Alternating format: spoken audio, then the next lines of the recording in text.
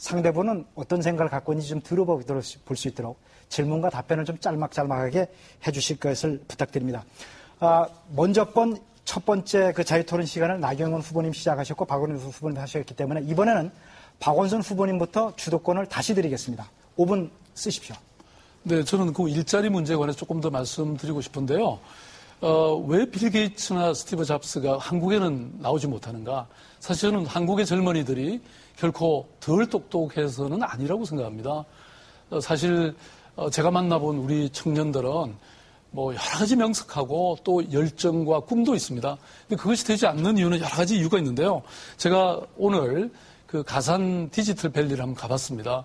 거기 가보니까 어떤 영상 제작을 하는 벤처 기업이 있었는데요. 거의 2년 창업 만에 거의 21명이 일하고 약 60억 매출을 올리는 젊은 청년 기업가가 있더라고요. 그런데 이분이 하는 얘기가 정말 인력을 구하기가 굉장히 힘들다.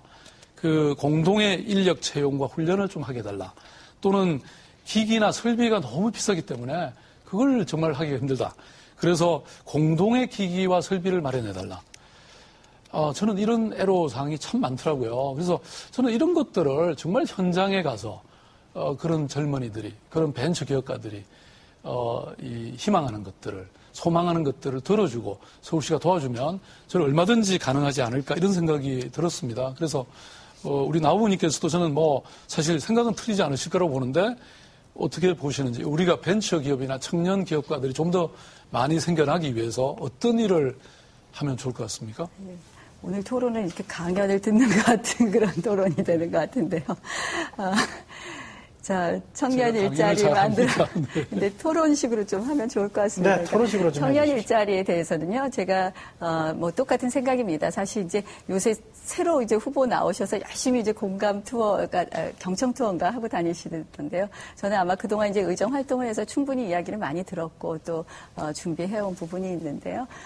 청년 일자리 부분은 이렇습니다. 저는 두 가지가 중요하다고 생각을 합니다. 우리 청년들에게는 창업할 공간이 너무 부족합니다. 그래서 저는 창업 공간을 한 10만 평쯤 만들어 보려고 지금 우리가 공약을 내놨고 준비하고 있고요. 또 하나는 청년들은 사실 좀 도전하고 싶은데 혹시라도 실패했을 때 재기할 수 있느냐 이 부분에 대해서 굉장히 고민하고 있습니다. 그래서 이 실패했을 때 도덕적 해이가 없다면 다시 재기할 수 있는 정도로 일정 부분 보증해주는 부분을 같이 공약으로 내놓고 지금 마련하고 있습니다. 또한 이제 그 밖에 제가 지난번에 이제 동대문에 갔더니 동대문에 이제 그 패션 창작센터에 갔더니요. 그분들은 창작 공간을 만들어줬는데 유통이나 이런 부분까지도 좀 같이 도와주면 좋겠다 이런 말씀들 하시더라고요. 그래서 청년들의 경우에는 지금 일자리에 대한 고통이 굉장히 많은데요. 저는 청년들에게 취업의 기회를 주기 위해서 어떤 기업이 청년들을 고용했을 경우에 인센티브를 주는 방법과 또 이 창업을 좀 활성화할 수 있는 부분을 우리가 좀 신경 써야 되지 않을까 이렇게 생각합니다. 근데 저는 이제 그런 10만 평이나 되는 큰 공간을 저는 준다고 해서 청년들의 일자리가 많이 생겨날 거라고 생각지는 않습니다. 오히려 제가 영국에 가보니까 허브라고 하는 정말 그건 거의 작은 창고 하나를 이렇게 런던시에서 얻어서 하고 있는 것을 제가 봤는데요. 10만 평을 크게 하는 게 아니라 조금 짜투리를 해서 합쳐서 10만 평을 만들겠다는 겁니다. 저는 그런 공간의 투자기보다는 이 사람들이 짜투리 공간이 있습니다. 네, 사람들이 함께 모여서 서로 배우고 서로 멘토링하고 저는 이런 것이 훨씬 더 효과적이라고 생각하고요. 저는 이 어떤 소기업을 만든다거나 또는 청년들이 창업을 할 때는 꼭 필요한 것이 사실 융자입니다. 그래서 제가 사회투자기금을 만들자고 하는 것이고요. 또 그 어떤 물건을 생산하거나 서비스를 생산하면 이것을 말하자면 체계적으로 지원해주는 그런 컨설팅 기관이 정말로 필요합니다. 그래서 저는 중간 지원 기관이 너무나 아쉽다고 생각하고요.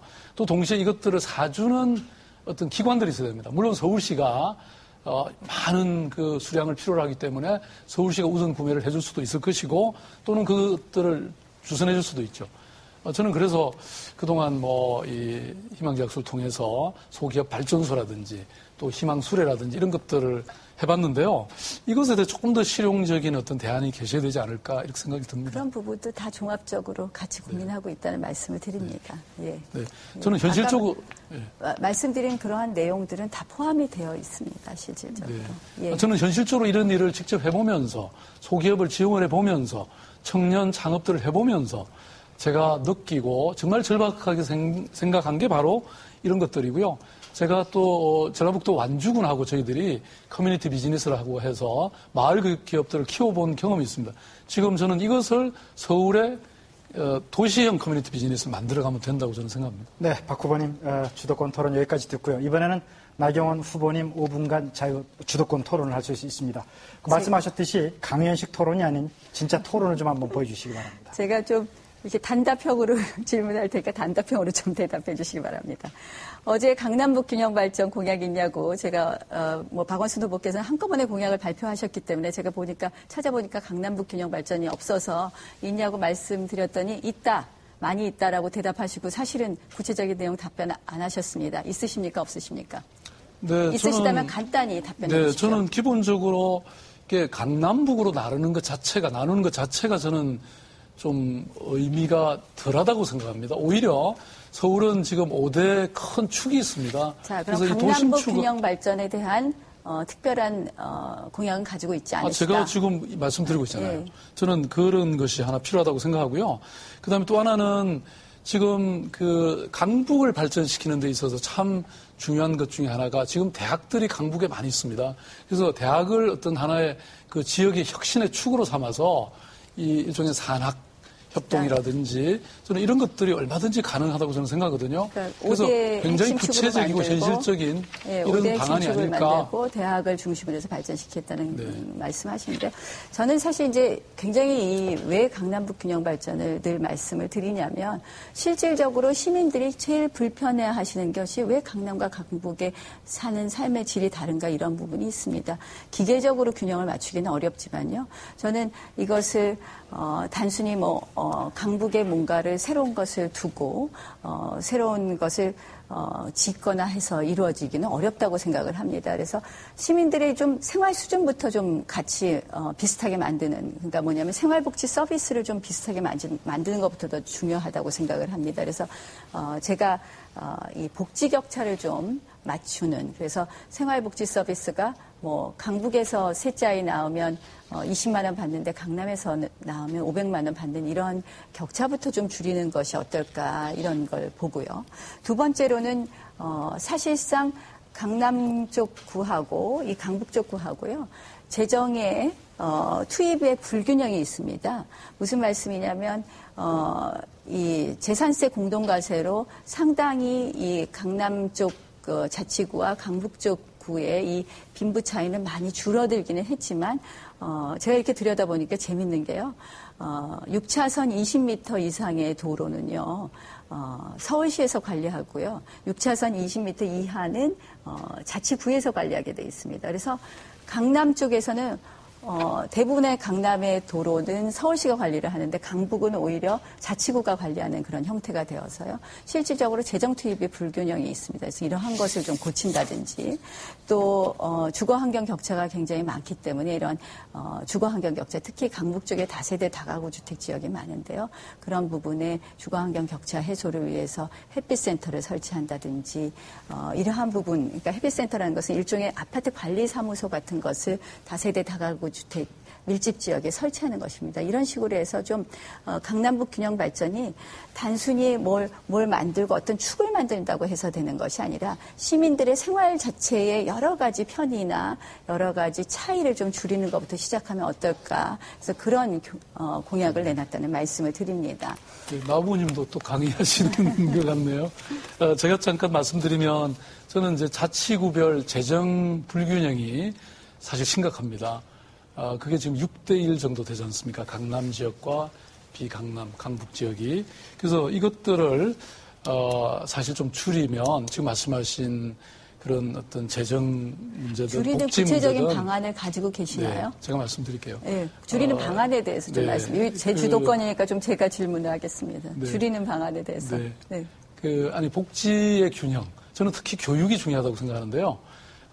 사실 이 강북의 아이들이 좋은 대학에 가는 비율이 강남보다는 훨씬 떨어지는 것이 사실이죠. 그것 때문에 아마 여러 가지 참 재정의 어려움을 겪고 불균형을 있는데요. 줄이는 방안. 그래서 저는 이 6대1이라고 하는 이 자치구 재정 균형, 불균형 문제를 조금은 더 시정할 필요가 있지 않을까. 물론 이제 그러면 이게 이제 공동세 제도라든지 이런 걸 이제 도입을 해야 되는데. 이미 도입을 하고 있는데요. 네, 그럼요. 예. 그래서 그것을 좀 더 강화할 필요가 있는데, 물론 이것은 또 강남 지역의 주민들이 반대하실 수 있죠. 그래서 저는 사실 이런 어려운 문제를 해결할 때는 늘 저는 정말 솔직하고도 그래서 이런 정직한 저는 협의와 그런 대화가 필요하다고 생각하는데요. 구체적인 방안을 지금 딱 가지고 계신 건 아니다 이런 말씀이신데 이것은 결국은 강남 주민들의 동의하에 이루어져야 될. 그렇지만 저는 더 이상 공동가세 부분을 건드리는 것은 상당히 아마 강남 주민들의 동의가 어려울 것이고요. 제가 아까 말씀드린 것처럼 구체적으로 들어가서 보면 사실상 이런 규정을 고침으로 인해서 재정 투입의 불균형을 충분히 해소할 수 있다는 강남 부분을 주민들이 그렇게만 이기적인 분들은 저는 아니라고 여기까지 생각합니다. 듣도록 하겠습니다. 시간이 좀 초과됐기 때문에 여기까지 듣도록 하고요. 지금까지 후보들께 서로 주도권을 가지고 1대1 토론을 들어봤고요. 다음 순서는